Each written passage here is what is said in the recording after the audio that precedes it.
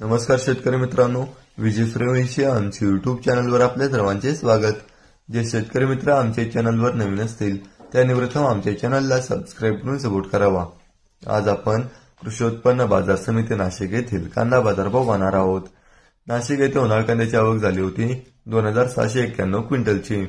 कांद्याला भाव भेटला आहे किमान दर 1400 रुपये, कमाल दर 3351 रुपये, सर्वसाधारण दर 2700 रुपये असे होते नाशिक येथील प्रति क्विंटल मधील कांदा बाजार भाव।